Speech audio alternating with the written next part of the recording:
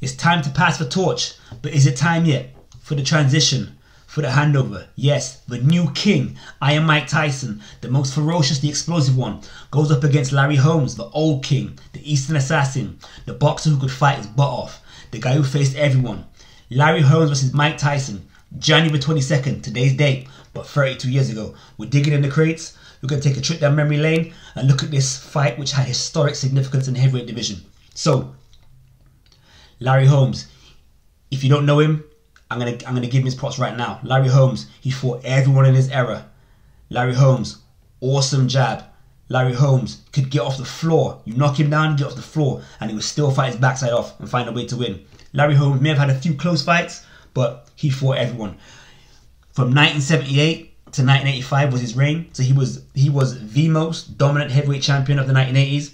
Mike Tyson reigned from 1986 to 1990. He was also the most dominant heavyweight champion of the 80s. Tyson probably a bit more exciting, yeah. But that's the way he fought. That's the way he fought. Larry Holmes, 21 title defenses. Also victories over Ken Norton, a thriller fight. Ernie Shavers fought Ernie Shavers twice. Stopped Ali in 8 rounds. So he beat Muhammad Ali, and that's kind of the end of Ali's career after that in 1980. Ronaldo Stipes, Jerry Cooney, Tim Witherspoon, great fight. Leon Spinks, first round knockout. Carver Shroof Williams, Mike Weaver. When Larry Holmes fought Ali, Holmes was the person who clipped the wings of the butterfly and took the sting out of the bee. I didn't make that up. That's what HBO said, yeah? But I like that. Larry Holmes, bit of a disgruntled boxer. Yeah, a little bit angry with boxing around the time. He came after the Ali era. So Ali was beloved by everyone. You know, the way he fought, his character, what he stood for. And the fighter after that to be dominant was Larry Holmes. But he was not Ali. He fought, you know, there was similarities with how they fought, but he never had the character. He was more of an angry man. He didn't have that, he didn't have the rhymes, the face, you know. He wasn't beloved like the nation, not just the nation, like the world beloved Ali. Ali was a world icon, up there with like Mother Teresa and so on and so forth. Larry Holmes was just a heavyweight champion known inside boxing, maybe to casual sports fans at the time. I don't know. I was young then. You let me know. But he wasn't a figure like a Ali or a Tyson or a Joe Louis. Yeah, a bit disgruntled. So, but nevertheless, a great title run. So he was going to equal Rocky Marciano's record of 49-0. And what does Larry Holmes do? Well, as he's going to equal the record, he fights Michael Spinks. Michael Spinks goes from light heavyweight to fight for the title. And because, you know, Rocky Marciano was a former champion who'd passed away and was loved by America, they invited some of Marciano's family to the Spinks fight. It was put up, whatever. And Larry Holmes fights Spinks, and he loses a close fight. It was close, but Spinks wins the fight. Spinks basically outpoints him. And in the post-fight press conference, Larry Holmes says, Rocky Marciano couldn't carry my jockstrap. Bit of a silly thing to say against a dead fighter who's beloved, yeah, because, you know, in the media's heads, you're painting yourself as the bad guy. But trust me, as you know, back in the day, Mike would say what he wants. Larry Holmes said what he wants. He was no pretty boy. He wasn't holding his tongue for nobody. So, in a way, respect, but from a market point of view, a little bit silly, because that can play against you in the minds of the judges. Because to a degree, I believe everyone is swayed by public opinion and the media. So what happened? So Larry Holmes is going to equal Rocky Marciano's record. He loses. He can't beat that record now. So he gets an instant rematch with Michael Spinks, and he fights a lot better. I've seen the fight. I think he did enough to win it. But what does Larry Holmes say before the fight? He says, these judges, before they go to fight, what do? They get drunk. They get drunk and have a beer, and then they judge fights. And that wasn't a smart thing to say. And once again, Michael Spinks gets the decision. So Larry Holmes retires.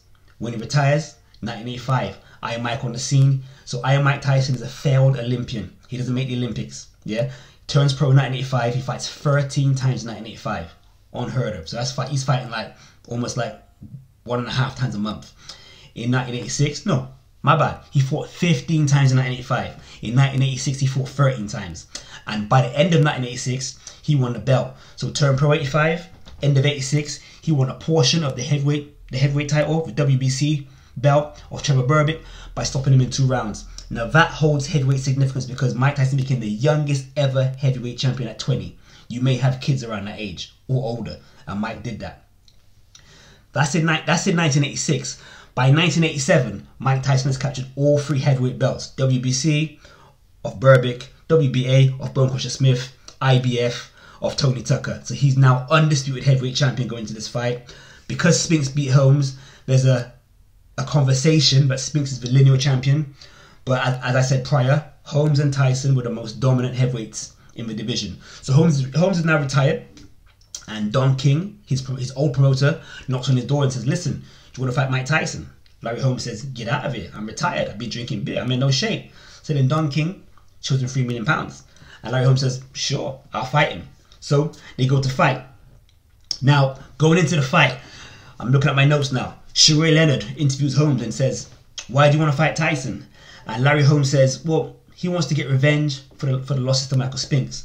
So Holmes still disgruntled and still in the shadow of Ali, and he still feels a bit like, I'm Holmes, I paid my dues, why am I not getting my credit? I'm going to prove myself now. And also, as we said earlier, he couldn't equal Marciano's record because of the Spinks fights. So that's where we're at with Spinks. So that's where we're at with Holmes. So going into the fight, Larry Holmes, age 38. If he wins this fight, he's going to be the oldest heavyweight champion to win the belt. Mike Tyson, age 21. Yeah, but a big event put on by Donald Trump at the Trump Plaza, and we've got some wicked celebs in the house. It's on a Friday night, yeah, and a massive event in America at the time. Mike Tyson is now a heavyweight superstar. He's loved all over the world. His style is exciting. There's loads of knockouts. He talks with a very high-pitched voice, even though he's a short, stocky, muscular guy with a bit of a lisp. And the way that I remember him being marketed when I was younger was mean guy inside the ring, nice guy outside. And you see Mike doing work with like disabled kids and whatnot, and they market him really well. So celebrities in the house for this fight: Charlie Teagues, Kirk Douglas, John McEnroe, Tatum O'Neal, Michael Spinks, Marvelous Marvin Hagler, Barbara Streisand, Don Johnson, Donald Trump in the house, Jack Nicholson, to name a few. So let's go a bit more in depth. Let's look at what Mike Tyson said before the fight. So I'm going to go off Mike Tyson's book, Undisputed. Alright. "I had a personal stake in the fight after that too. Cuss and I," so Cuss his mentor, who's now dead, but that's who brought Mike into boxing, and Mike considers him to be his dad. "Cuss and I had been talking since I was 14 about beating Larry Holmes. He'd give me a blueprint. Hit him with the right behind my jab. I thought I'd become part of boxing history by taking Holmes out and avenging my hero Ali's defeat, because as we know, Holmes beat Ali. Like Sugar Robinson avenged Henry Armstrong by beating Fritzy Zwick. 3 weeks before the fight, Kevin gave me a warning," Kevin Rooney, his trainer. "Holmes is a better fighter than Biggs, and you trained harder for Biggs than you trained for this," he told me. "You better step it up." So I did. I went to the press conference. I was bored. I've always hated those things. Sometimes I'd even fall asleep.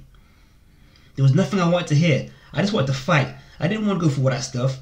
Don King would be talking all this bullshucks and gibberish, making up all these fake effing words. The matrimony of fisticuffs and the lish manifest of illumination, quotation, and emancipation. Who wanted to hear this ish? Yeah, I'm not swearing.